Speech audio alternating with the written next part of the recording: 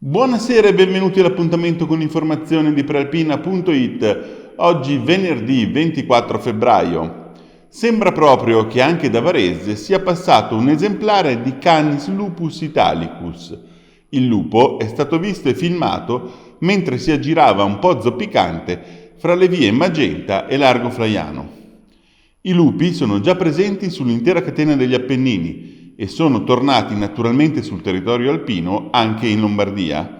Il monitoraggio del lupo si svolge tipicamente durante i mesi invernali, su territorio innevato con metodiche che prevedono lo spostamento periodico di personale esperto lungo predeterminati percorsi denominati transetti, opportunamente mappati e georeferenziati, finalizzati al rilevamento standardizzato di tracce di presenza di branchi o esemplari isolati.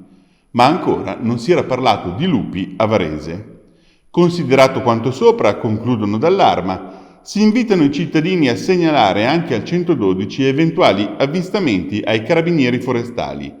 L'attacco da parte di un lupo è un fenomeno molto raro trattandosi in generale di animali diffidenti e che tendono a non avvicinarsi all'uomo. Tuttavia, vista la loro natura selvatica, è bene non avvicinarsi e allontanarsi lentamente. Un'auto e un furgone danneggiati, una donna incastrata nell'abitacolo della vettura e il traffico andato completamente in tilt. È questo il bilancio dell'incidente avvenuto nella mattina di oggi, poco prima delle 7:30 sulla statale 394 nel territorio di Brenta. Il servizio di Marco Croci con le immagini dei vigili del fuoco. Un'auto e un furgone danneggiati, una donna incastrata nell'abitacolo della vettura e il traffico completamente in tilt. È questo il bilancio dell'incidente avvenuto nella mattinata di oggi, poco prima delle 7:30, sulla statale 394 nel territorio di Brenta, al confine con Cittiglio.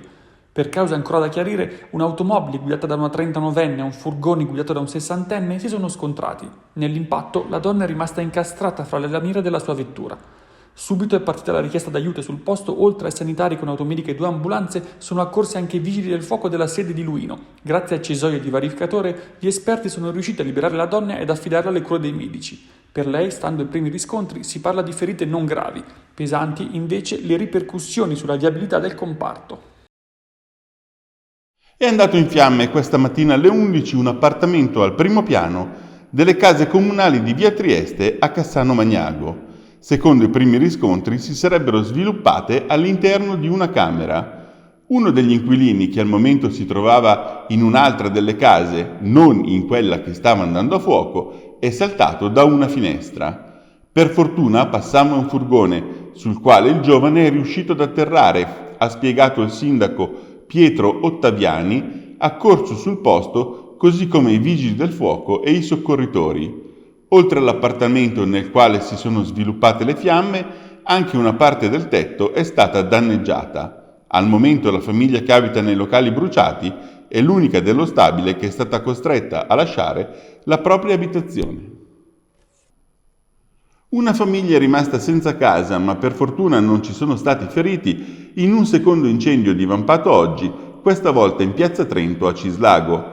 Improvvisamente, forse per un cortocircuito, è divampato un rogo le cui fiamme hanno messo in fuga un uomo e la moglie col figlio piccolo. A quel punto sono stati chiamati i vigili del fuoco, intervenuti in forze dalla vicina Saronno, che si sono messi all'opera con gli estintori, mentre la polizia locale metteva l'area in sicurezza, da completare i rilievi per accertare le cause dell'incendio.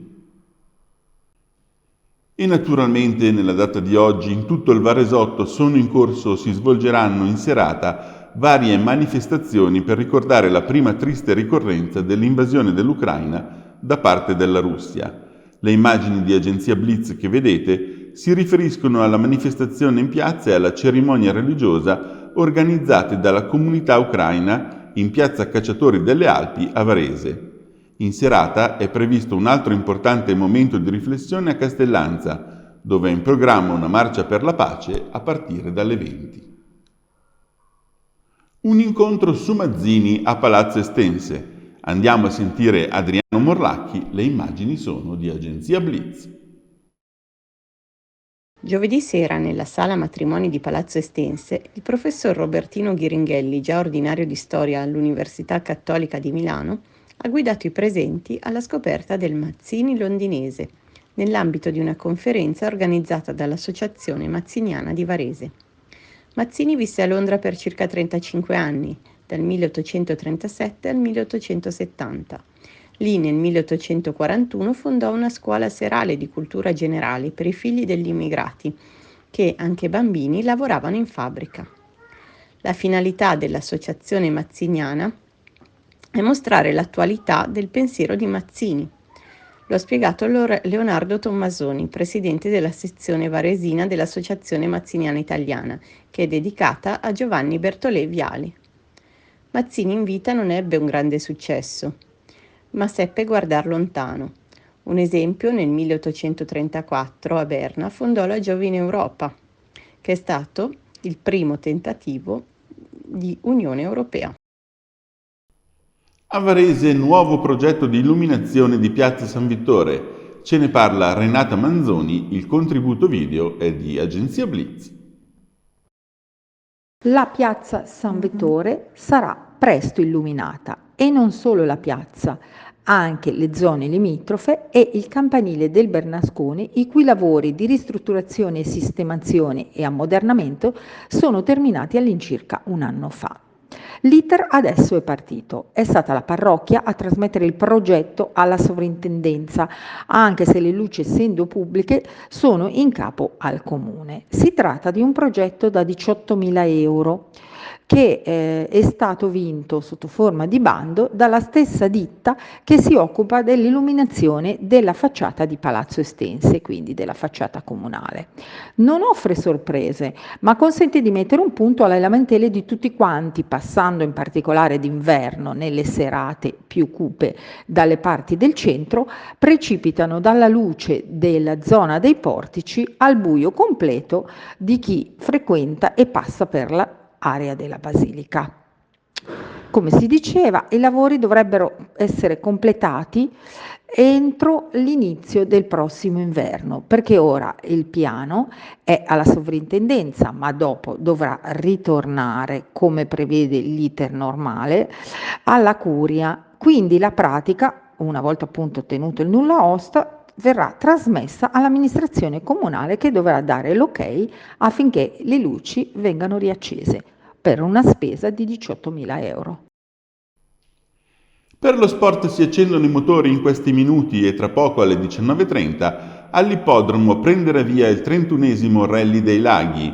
In tempo reale questa sera sul sito di prealpina.it, sui social della nostra testata e su YouTube la diretta della prima prova speciale. E domani ovviamente non vi faremo perdere le varie fasi della gara. A poche ore dal via, intanto, Giuseppe Macchi oggi ha intervistato per noi il vincitore della passata edizione della gara, Andrea Spataro.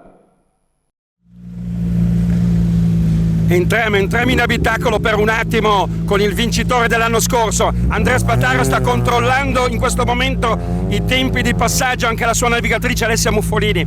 In bocca al lupo anche alla bravissima navigatrice bresciana. Ecco, Andrea, che ne dici di questo shakedown per ora per voi? E soprattutto dal punto di vista tecnico proprio. Avete fatto delle modifiche?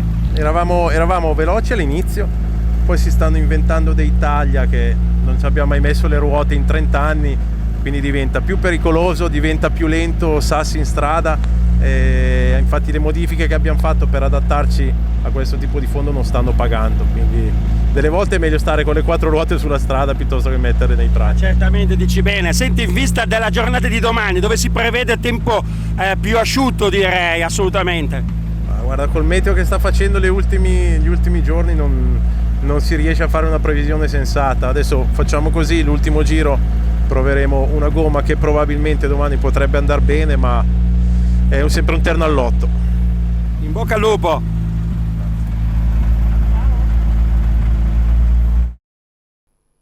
In chiusura agli spettacoli ha dovuto lottare fino all'ultimo step dell'11ª serata di Masterchef 12, ma alla fine ce l'ha fatta. Edoardo Franco, varesino di 26 anni, è tra 4 concorrenti che tra 6 giorni si daranno battaglia per conquistare il titolo di miglior chef amatoriale d'Italia del 2023.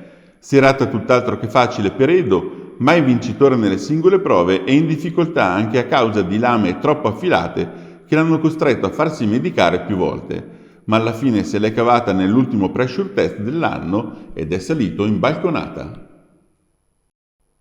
Bene, questa era l'ultima notizia. L'appuntamento con l'informazione di Prealpina torna come sempre domani alle 19. Buona serata!